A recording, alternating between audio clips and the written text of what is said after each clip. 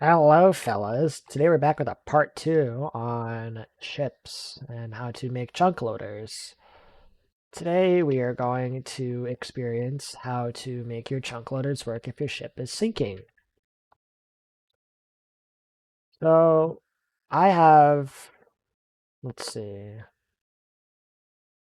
I don't know what the primary part is here. Is this the primary part? Okay, so we're going to pretend this is the primary part of our ship. So, I'm going to name this primary part. Or you could also name this sink part.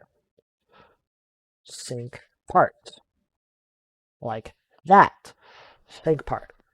So this is the part that will be moving when the ship sinks. So like this script that was made by one of the devs for the ship, he used the set primary part C-frame, so he would have set the C-frame of this part here. That's the part you want. There's also these two parts, which I'm not sure what they are. That's interesting. Oh, okay. So they're extra parts. Got it. Don't know what that is. So this is our sync part. We're going to make a new script in server script service. Script. We're going to name this script weld.chunks to the ship. Yes, real. You can name whatever you want to. Let's make some references. Local. Chunks equals workspace dot chunks. That has all of our chunks in that. Local rooms equals game dot replicated storage dot rooms. That's where all of our rooms are in, right here. So we're making a new function, local function weld model, and take the arguments of a model and the primary part. I'm gonna name that prim. But we also need to make a reference to the sync part, so local prim part equals workspace dot your ship name, in this case it's Dutton, dot sync part. You would have to realign this to work with your ships. Let's say your ship was named, I don't know, Shorehouse, workspace dot shorehouse, and then make sure it connects to your sync part. You don't have to name it sync part. You can name it Donald Duck. You can name this Donald Duck, and it would still work. Donald Duck. And autofill is awesome because you can just do that. Hit tab, and it's right there.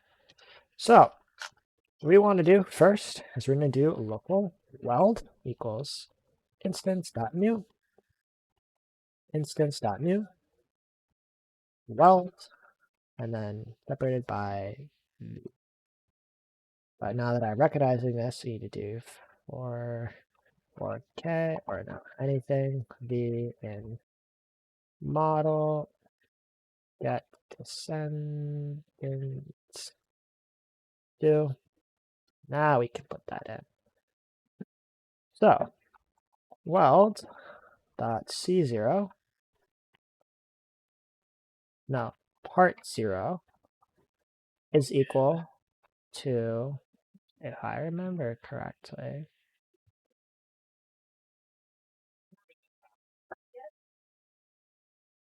I am blanking right now.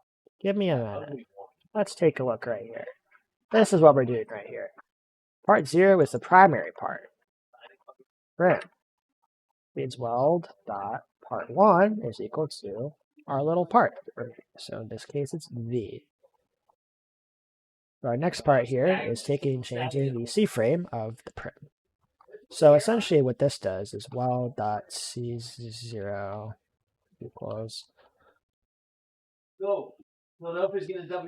prim.cframe to object space v.c.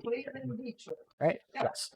So this guys here is essentially what it does is it takes the primary part's position and looks at the part that you're trying to weld's position, and it finds the difference between those two positions.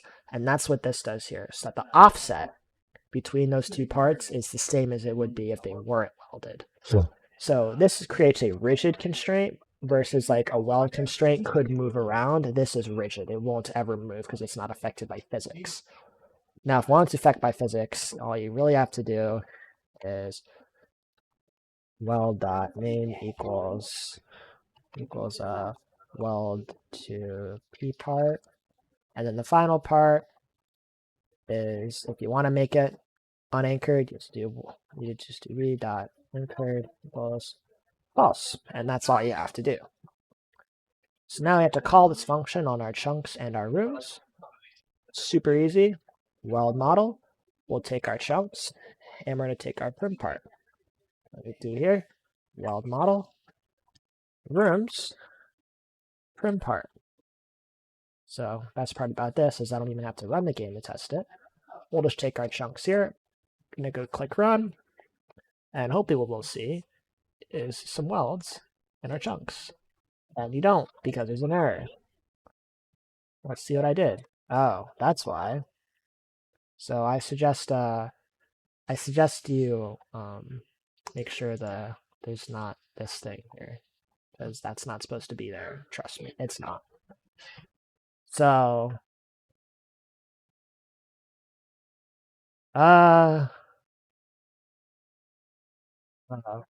okay, that's fine. If V is a base part. So essentially what could happen is that if you had something in your model, so something I forgot about because I think too fast. Let's say I have a folder here, it would find this. You can't weld a folder, and you can't weld a model, and you can't weld like a texture or a point light. So essentially what you do is you just check to make sure that you're welding unions, mesh parts, and parts. And then you'll be safe. And that's what this does here. If it's a base part can include any of those things. Part, muting, mesh part, doesn't matter. And then, yeah, running it now should allow it to work. If it doesn't, I'm going to cry. Now it does. Yep. All the chunks are gone for some reason. I don't know exactly why. Oh, that's why. Because make sure that's anchored. Yeah, we're good. And check to make sure it welds to your rooms.